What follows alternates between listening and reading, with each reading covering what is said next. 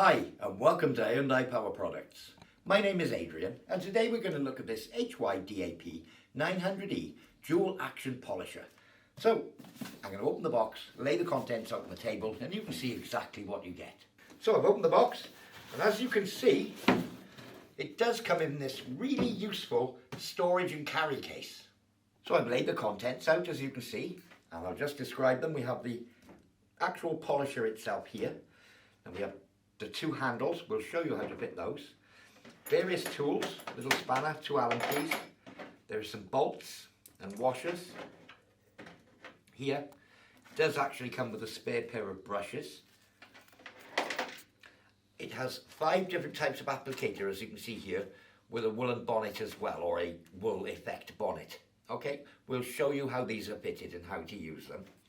And finally, it comes with a user manual. Now I do recommend that you read the user manual thoroughly before use. So for the handles we have two options. We can use the single-handed handle.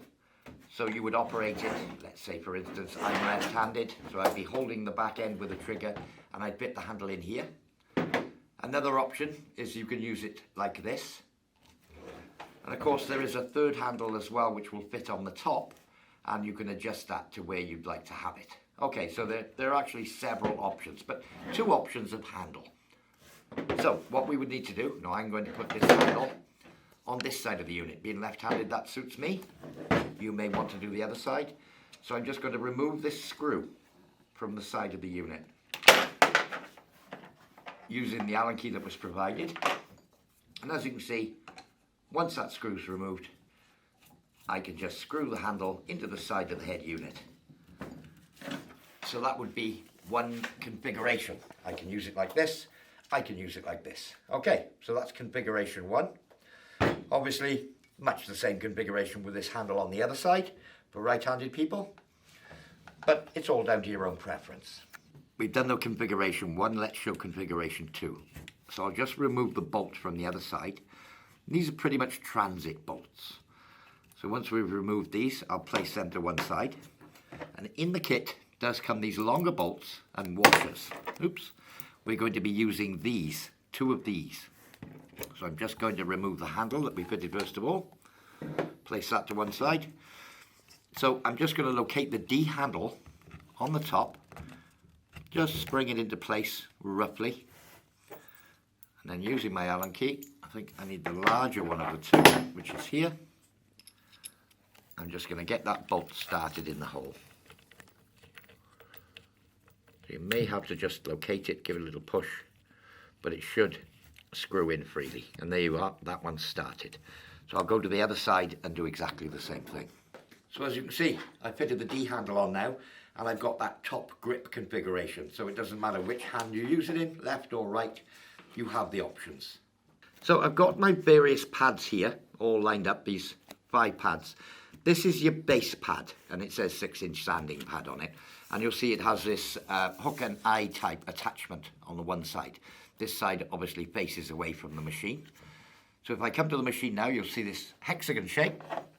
So to fit it, I just hold the hexagon shape with the spanner like that. And I can simply screw the pad into place. And then finally, holding the spanner, just lock it down by hand. I can then pull the spanner out, and that's the hook and eye type pad fitted to the machine. So moving forward from there, I have a low, medium and high density foam pads. These have the appropriate material on the back. So this would be the softest, the medium grade and the toughest grade of foam.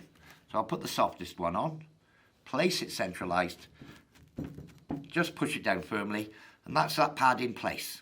Okay, I haven't centralized it very well there, but it's not important with a random orbit that this generates.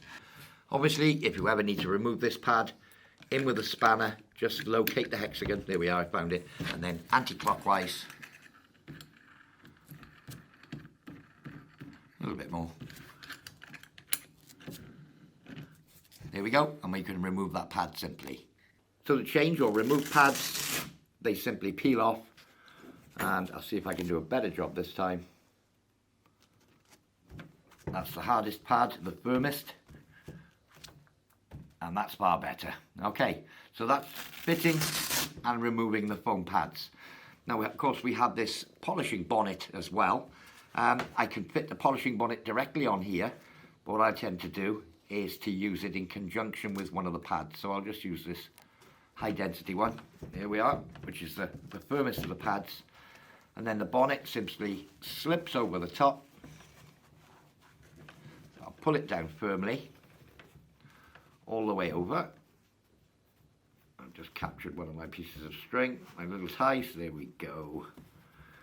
Okay, so I'll just tie this off on the underside, and you can see it's tucked its way underneath the original pad. I'll just put a little bow in there, it's not going to hurt. Okay, so that's how to fit that pad.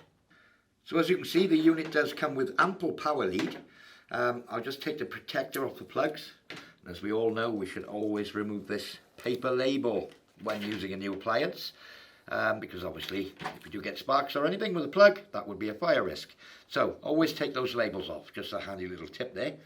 Now there's enough power lead to do, let's say, half a way around a vehicle if you were plugged into a socket nearby. More often than not, with a corded device, you're going to have an extension lead to hand.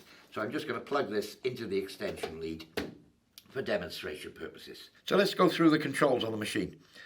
Little speed thumb wheel here, and that goes from, roll it round, from minimum speed, 1, 2, 3, 4, 5, and maximum. Okay, when you go to maximum, you'll hear a click. Okay, so interlock on the trigger. So I can't pull this trigger, as you can see.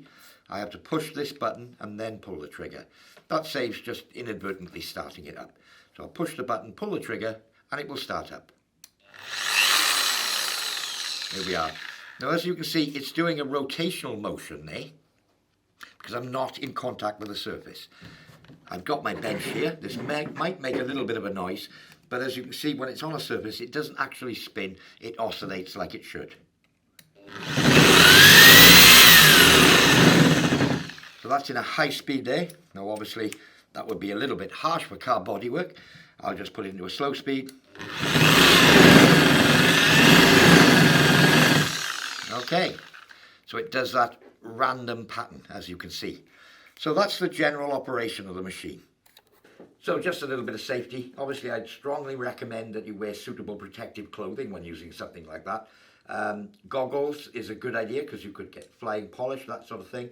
A dust mask, if you're using something particularly nasty for fumes as well, would be a good idea. Face mask would be ideal, and of course suitable gloves and body protection as well. And obviously if you've got a pair of overalls to keep your clothes clean, that would be a good idea also. Well, having tried these out, I'm certainly going to put one on my Christmas list. That said, for more information on this or any of our other products, visit www.hyundaipowerproducts.co.uk. I've been Adrian, and thank you for watching.